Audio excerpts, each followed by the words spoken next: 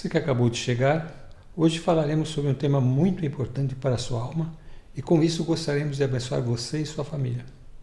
Então deixe seu like, se inscreva no canal e compartilhe com todos eles.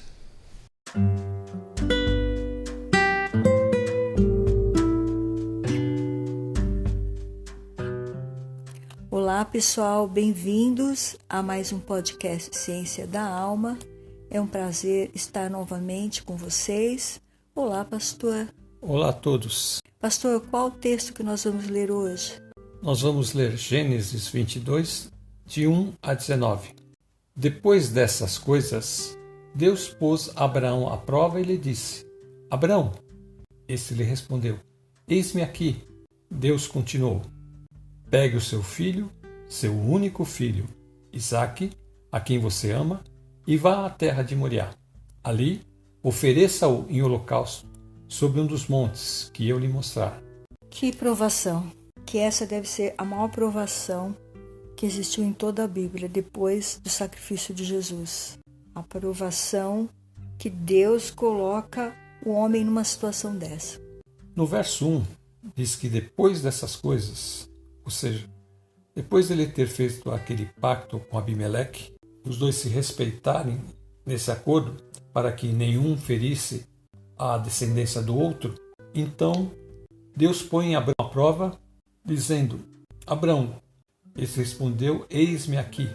Nós temos uma referência em que Deus também chama outras pessoas e as pessoas se dispõem a falar com Deus. Nós temos aqui em Êxodo 3, 4, o Senhor viu que ele se aproximava para observar. E então, do meio da sarça, Deus o chamou. Moisés, Moisés, eis-me aqui, respondeu ele. Senhor, quando queria falar com alguém, chamava dessa forma. E eles respondiam também desta forma: eis-me aqui. Então já havia ali uma orientação, até por conta aqui do testemunho de Abraão, que Abraão, quando Deus o chama, ele fala: eis-me aqui. Então eles vão carregando isso já como informação de quando eles tiverem encontro com Deus ou com o anjo do Senhor, como ele aparecia no Antigo Testamento, eles tinham que responder: eis-me aqui. Nós temos outra referência em Deuteronômio 8:2. Lembre-se de como o Senhor, o seu Deus, os conduziu por todo o caminho no deserto durante estes 40 anos para humilhá-los e pô-los à prova, a fim de conhecer suas intenções, se iriam obedecer aos seus mandamentos ou não. Então, o que tem isso a ver com o texto que nós estamos lendo? Aí está falando de colocar à prova. Deus conduz o povo que ele tirou do Egito para esse deserto, enquanto eles estão caminhando para tomar a posse desta terra que ele prometeu a Abraão. Isso é uma coisa depois de Abraão. E durante esses 40 anos, eles vão ficar sendo expostos a todo tipo de prova para Deus saber aqueles que obedecem verdadeiramente quais são as intenções deles.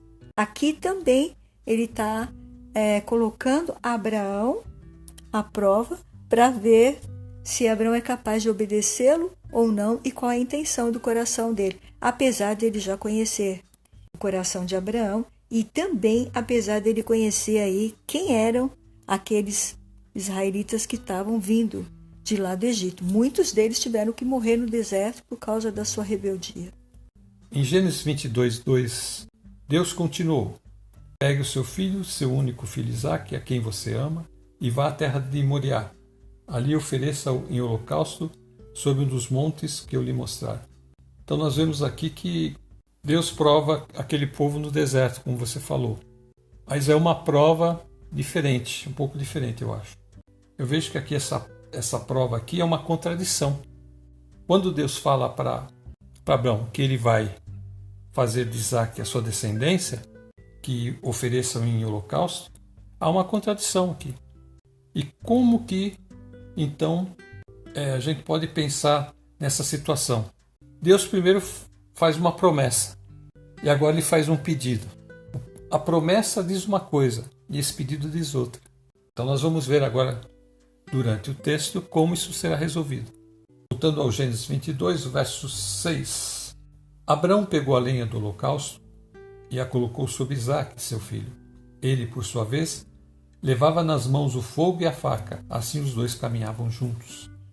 Nós temos uma referência aqui em João 19:17, que diz: levando a sua própria cruz, ele saiu para o lugar chamado Caveira, que em aramaico é chamado Gólgota. Fazendo uma referência aí de que Abraão colocou, né, sobre as costas do filho a lenha, né, e Jesus carregou nas suas costas também a cruz. Mostrando então que... Paralelismo que há, né, entre as duas situações. Mostrando que é um tipo, né? Isaac é um tipo de Jesus, né? Ele carregava a lenha nas costas e Jesus carregou a cruz. A diferença de Isaac e Jesus é que Jesus sabia que ele tinha vindo para morrer, como propiciação pelos nossos pecados. Isaac não sabia de nada, que ele ia ser a oferta. Ele não tinha esse conhecimento. E agora no verso 7, Isaac então rompe o silêncio e diz ao pai: meu pai. Abraão respondeu: eis-me aqui, meu filho. Isaac perguntou: eis aqui o fogo e a lenha, mas onde está o cordeiro para o holocausto? No versículo 6 diz assim: Abraão pegou a lenha do holocausto e colocou sobre Isaac, seu filho. Ele, por sua vez, levava nas mãos o fogo e a faca. Quem levava nas suas mãos o fogo e a faca? O pai, Abraão. Assim os dois caminhavam juntos, naquele silêncio. Imagina só, Abraão ali pensando, Isaac, mas como meu pai vai oferecer? Será que ele veio antes ou ele mandou algum criado dele trazer aqui a ovelha? O sacrifício já está lá em cima. Meu pai não falou nada, meu pai está quieto. Então Isaac quebra o silêncio. Isaac rompeu o silêncio e disse a Abraão, seu pai: meu pai. Abraão respondeu: eis-me aqui, meu filho. Então Isaac perguntou: eis aqui o fogo e a lenha, mas onde está o cordeiro para o holocausto? Ele não tinha ideia, não passava na cabeça dele que o pai dele, o grande amigo dele, pudesse oferecê-lo em sacrifício. Ele recebia tanto amor desse pai e dessa mãe. Jamais ele poderia imaginar que o pai tinha essa missão, a missão de levá-lo ao holocausto, à morte. E o coração desse pai, então, como está? Com essa pergunta. E aí, então, vamos ver a resposta de Abraão, pastor. Abraão é muito sábio. Ele responde no verso 8: Deus proverá para si o cordeiro para o holocausto, meu filho. E os dois seguiam juntos. Aí tem uma referência muito parecida. E nós temos uma referência em João 1:29, que diz: no dia seguinte, João viu Jesus aproximando-se e disse: vejam, é o Cordeiro de Deus que tira o pecado do mundo. E no verso 36, quando viu Jesus passando, disse: vejam, é o Cordeiro de Deus. Aí João Batista estava antes explicando para os seus discípulos que ele batizava com água, mas que haveria um que batizaria com fogo e com o Espírito, e que ele era mais do que João. E que João não era digno de desatar a sandália dos seus pés. E então, quando ele vê Jesus passando, ele faz essa citação, essas duas citações. Aqui no verso 28 diz que tudo isso aconteceu em Betânia, do outro lado do Jordão, onde João estava batizando. Então, João está ensinando seus discípulos. E depois, esses discípulos de João passarão a seguir Jesus também, sendo seus discípulos. E quando João viu Jesus aproximando-se, ele disse: olha, é o Cordeiro de Deus. Esse é aquele que eu te falei. Esse é aquele que eu venho falando para vocês. Quem é ele? É esse. E aponta. Ele é o Cordeiro de Deus que tira o pecado do mundo. Assim como Abraão diz: Deus proverá, então a gente vê que ali também Deus providencia um cordeiro também para resolver a questão do pecado. Essa palavra, Deus proverá, significa Jeová Jireh, Então o nome desse lugar depois foi chamado de Jeová Jireh, porque Deus provê, ou Deus proverá. E voltando a Gênesis 22, o verso 9, chegaram ao lugar que Deus lhe havia indicado. Ali Abraão edificou um altar, arrumou a lenha sobre ele, amarrou Isaque, seu filho, e o deitou no altar em cima da lenha. Agora que é a situação, né? Imagina a cena, esse menino já não era um menino pequeno, ele era um adolescente, e como que o pai vai colocá-lo ali, sem falar nada para ele? O pai falou nesse momento, nessa hora: filho, você é a oferta que Deus pediu. Deus prometeu que ia me dar você, de você faria uma grande nação, porque você é meu descendente. E o Senhor pediu que eu entregue você em sacrifício, e eu tenho que obedecer. E o que será que Isaque respondeu? O que Isaque poderia responder? É difícil para um adolescente, né, ter a resposta certa para uma situação dessa. A ação já estava em andamento, não tinha mais o que fazer. Não tinha mais o que fazer. Então, ali Abraão edificou um altar, arrumou a lenha sobre ele, e agora então amarra Isaque. Aí que Isaque falou: meu Deus, sou eu que sou o sacrifício, meu pai. Que eu posso fazer? Não tenho o que fazer aqui. Meu pai resolveu me tirar a vida porque Deus mandou. Ele tem que ser fiel a Deus. Deus vai cuidar de mim. Aí tem a segunda contradição. Sempre falou ao povo que ele abominava sacrifício humano. Nós vamos ver na Bíblia Deus falando sobre essa questão que Israel pessoas chegaram a sacrificar os seus filhos. Mas Deus duramente falava com eles sobre isso. Então é a segunda contradição. Em relação a sacrifícios de criança, esses povos cananeus, todos eles tinham o hábito de sacrificar seus filhos aos ídolos. Então, como que o próprio Deus, que abomina isso, está pedindo isso para Abraão? Então, por isso que eu digo que é a segunda contradição. E Abraão está ali falando: Deus, o Senhor deu, agora o Senhor vai levar. E quem sou eu para discutir? Ele leva Abraão ao limite. E Isaque está ali. O que eu posso fazer, Senhor? Estou aqui, não tenho escolha. O pai diz que Deus pediu isso para ele. Ele falou para Deus: olha, Deus, me guarda um lugar especial. Me guarda um lugar especial, porque eu não quero ficar por aqui, não. Nós temos uma referência em Hebreus 11, 17 e 19. Pela fé, Abraão, quando Deus o pôs à prova, ofereceu Isaque como sacrifício.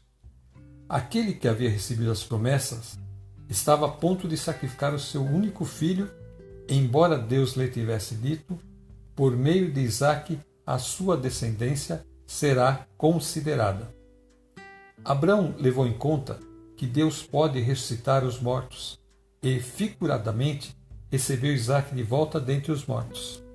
Ele tinha fé que aquele Deus que fez o impossível para ele, né, ia agir de forma impossível novamente. Apesar das contradições, Abraão acha uma solução. Se Deus pediu isso e ele tinha dito que Isaque vai ser a minha descendência, ele vai ressuscitar. Tudo isso pela fé, porque é lógico que o coração do pai ali está doído porque ele tem que degolar o próprio filho. E Deus vê que ele tem realmente intenção de fazer isso. Deus vê que o amor desse homem é tão grande por Deus, sua fidelidade é tão grande a Deus, que ele vê que este pai vai fazer isso. Gênesis 22:10. Estendendo a mão, pegou a faca para sacrificar o seu filho. E no verso 11, mas do céu o anjo do Senhor o chamou: Abraão, Abraão. E ele respondeu: eis-me aqui.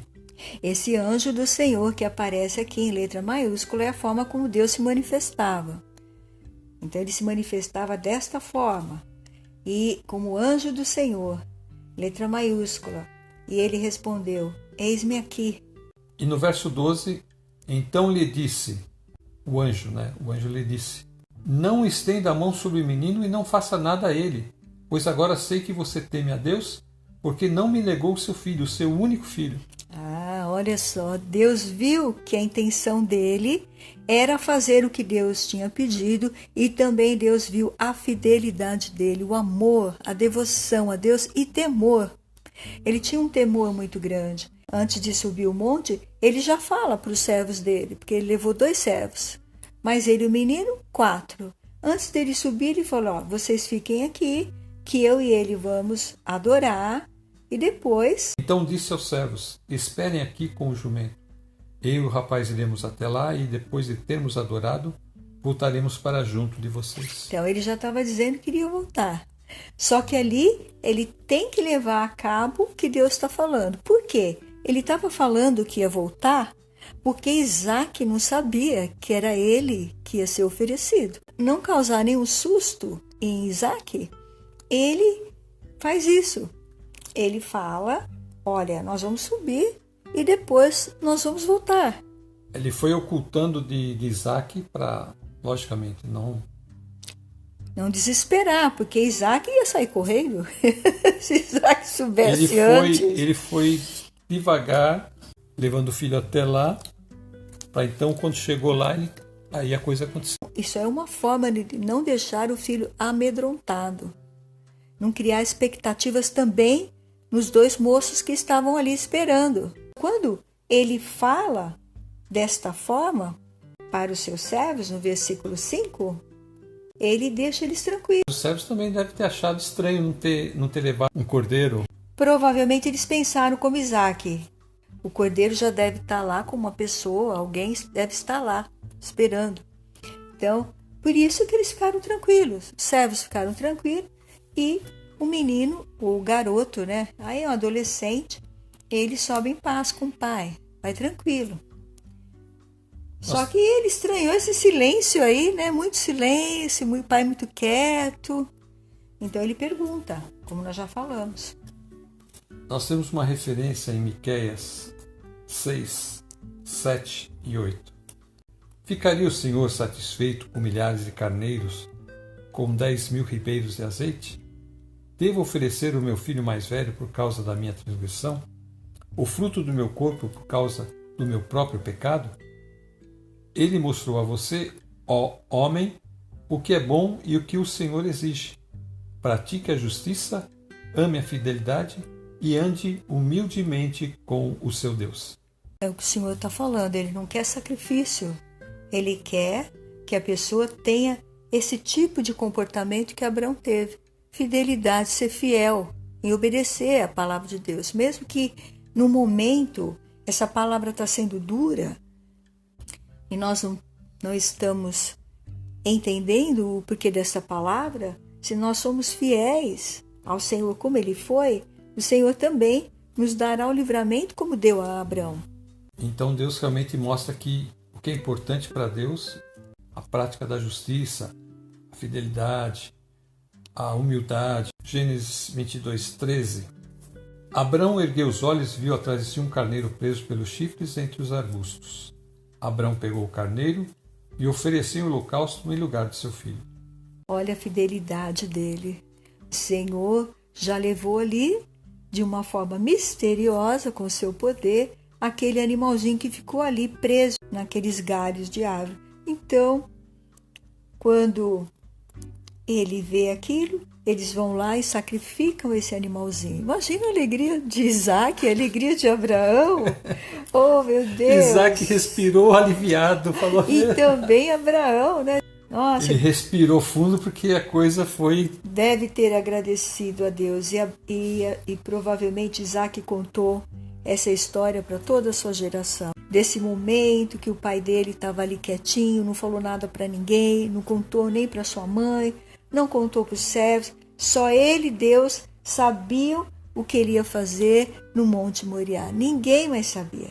Então a gente vê aqui a ação de Deus provendo todas as coisas. Como nós falamos, a bênção do Senhor é a capacidade que Deus dá para a pessoa exercer ou cumprir a vontade de Deus. Então, como ele é uma pessoa abençoada, cheio de fé, cheio de esperança em Deus, Deus proveu o cordeiro para ele oferecer em sacrifício. Não é o seu filho que eu quero.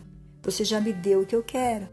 A sua obediência, a sua retidão, você confia em mim. Então, é isso que eu quero. Você já me demonstrou o seu amor, você me ama de fato. O Senhor viu que ele o amava. E ali, então, realmente aquilo que ele disse.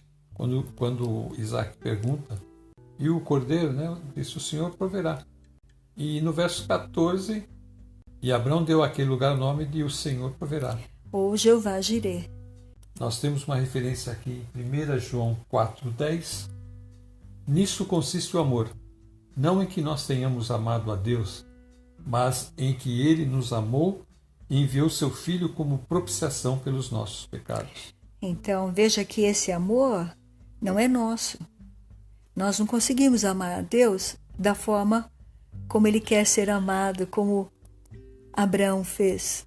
Abraão fez assim. Abraão mostrou que ele amava a Deus. Ele estava a ponto de sacrificar seu filho. Então ele está dizendo, nisso consiste o amor. Não em que nós tenhamos amado a Deus, mas em que Ele nos amou. É Deus que nos ama. E Ele enviou seu Filho como propiciação pelos nossos pecados. Essa palavra propiciação é o pagamento que Deus exige, como o pecado tem que ser aniquilado com o sangue do Filho dele, não sangue de animais, caridades, não é aceito nada. O Senhor não aceita nada. O Senhor só aceita como propiciação, ou seja, pagamento pelo pecado, a dívida que Satanás colocou em nós de morte eterna. Ela só pode ser apagada, riscado da nossa vida pelo sangue do seu Filho. Ou seja, se nós cremos nele e recebemos ele como nosso Senhor, então a propiciação pelos nossos pecados aconteceu. O pagamento dos nossos pecados foi feito através do seu Filho. Voltando a Gênesis 22, verso 15 diz, então do céu pela segunda vez o anjo do Senhor clamou a Abrão e disse, por que você fez isso e não me negou seu filho, seu único filho? Juro por mim mesmo, diz o Senhor, que certamente o abençoarei e multiplicarei a sua descendência, como as estrelas do céu e como a areia que está na praia do mar. O Senhor está repetindo para ele o que a bênção, a questão da bênção que nós falamos, confirmando que ele tem a bênção da terra, a bênção da semente e a bênção de Deus sobre a vida dele. Gênesis 21, 22. Naquela ocasião, Abimeleque, acompanhado de Ficol, comandante do seu exército, disse a Abrão, Deus está contigo em tudo o que fazes. Então, nessa terra aonde Abrão está morando, Beceba, esse Abimeleque, que é o rei desse local, chega para ele e fala, Deus está contigo em tudo o que fazes. Quer dizer, ele percebe que a bênção de Deus está sobre Abraão. Então ele foi pedir, pelo amor de Deus, olha, me promete que o seu pessoal não vai fazer nada de mal contra o meu. E ali, então, é aquela questão que nós já falamos, né, que eles vão fazer um juramento. Aqui no verso 16 ele diz uma coisa que ele não negou o seu único filho. E Deus, então, parece que está fazendo essa prova com Abrão também para ver se alguém teria coragem de entregar o seu filho. Assim como Deus vai entregar Jesus, ele faz a prova a Abrão e percebe que um homem tem a coragem de entregar o seu filho para ele. Então ele diz, se um homem pode fazer isso, eu também posso entregar o meu filho. Nós temos uma referência, Lucas 1, 73 a 75. O juramento que fez ao nosso pai Abrão, resgatar-nos da mão dos nossos inimigos para servi-lo sem medo, em santidade e justiça, diante dele todos os dias. Em Gênesis 22, 19, então Abrão voltou para onde estavam seus servos e juntos foram para Beceba, onde fixou residência. É onde seria Jerusalém, onde seria aquela região mais ou menos, né? Então ele desce ali, sai de lá onde que é Jerusalém e descendo para o sul, ele chega nessa região de Beceba, que fica ali mais ao sul, uns 80 quilômetros. Nós temos outra referência em Gálatas 3, 13 e 14. Cristo nos redimiu da maldição da lei quando se tornou maldição em nosso lugar, pois está escrito, maldito todo aquele que for pendurado no madeiro. Isso para que em Cristo Jesus a bênção de Abraão chegasse também aos gentios, para que recebêssemos a promessa do Espírito mediante a fé.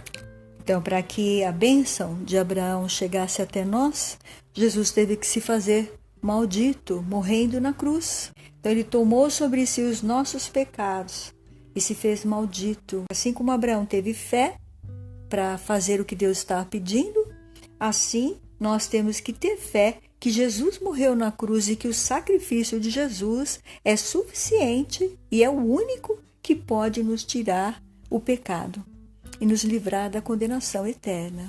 Nós temos que colocar fé naquilo que Jesus fez na cruz, aquela obra de Jesus na cruz, colocar que aquilo é suficiente para que a promessa de Deus tenha eficácia na nossa vida e que nós podemos ter então paz com Deus através da fé em Jesus. 2 jornadas, uma de um pai terrestre tendo que levar seu filho ao sacrifício por obediência ao seu Deus.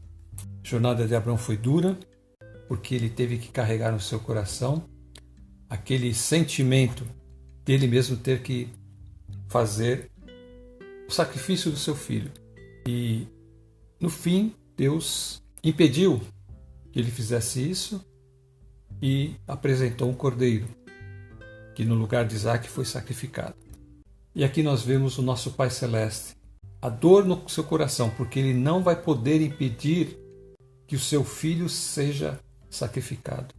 Ele não vai poder impedir que seu filho seja entregue naquela cruz. Se ele não morresse, nós não poderíamos ter a justiça de Deus sendo derramada por nós. Então Deus permite que Jesus morra ali para que nós, mesmo sendo pecadores, pudéssemos receber as bênçãos de Deus através de Jesus Cristo. Esse sacrifício não poderia ser impedido. Porque Deus demonstrou a sua justiça. A fim de ser justo, não havia outro meio de punir o pecado. Porque o pecado traz morte, e não é só morte aqui, é a morte eterna, é a separação para sempre da presença de Deus.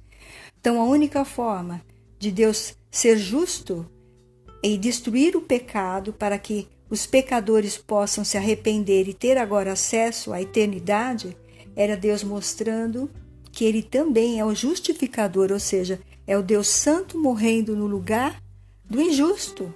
É o Deus puro morrendo no nosso lugar, que é Jesus, se oferecendo por nós. E é esse sacrifício que o Pai aceita. Então, quando você recebe Jesus, você está recebendo a confirmação de que o Pai fez por você é suficiente e o Pai vê que você creu de todo o coração, então seu nome é riscado da eternidade sem Deus. Olha que maravilha! Da sentença de condenação eterna. E o nome dele é escrito no livro da vida. No livro da vida. Então agora nós vamos encerrar, não é, pastor, com esta esperança que o Senhor impediu ali a morte de um inocente, Isaac, e o Senhor permitiu que o inocente morresse por nós, seu filho. Olha a contradição, não é? Mas só Deus poderia executar essa sentença, porque Ele é o justo, fazendo, além da justiça, cumprindo a sua justiça, sendo o justificador. Que lindo! Só Deus Glória poderia a Deus. fazer. Glória ao Pai, ao Filho e ao Espírito Santo, porque esse versículo explica tudo. Romanos 3, 26. Mas no presente demonstrou a sua justiça, a fim de ser justo e justificador daquele que tem fé em Jesus. Amém. Amém. Você ora, pastor? Amém. Pai nosso que estás nos céus, santificado seja o teu nome. Amém. Glória a Deus. Senhor, nós te agradecemos mais uma vez que tu enviaste teu Filho e, Senhor, o levasse à cruz para que ali ele fizesse a obra da redenção do homem. Amém. Para sermos justificados por meio da fé em Jesus Cristo. Amém, Senhor. Senhor, aqueles que estiverem ouvindo também possam crer em Jesus e ter seus nomes escritos no livro da vida. Amém. Para juntos podermos adorar o teu nome, louvarmos e engrandecermos o teu nome naquele dia. Amém. Todas essas bênçãos nós te pedimos em nome do teu Filho Jesus, com a ajuda do teu Santo Espírito. Amém. Quero me despedir dizendo: fiquem com Deus e até a próxima. Fiquem na paz do Senhor Jesus e até a próxima.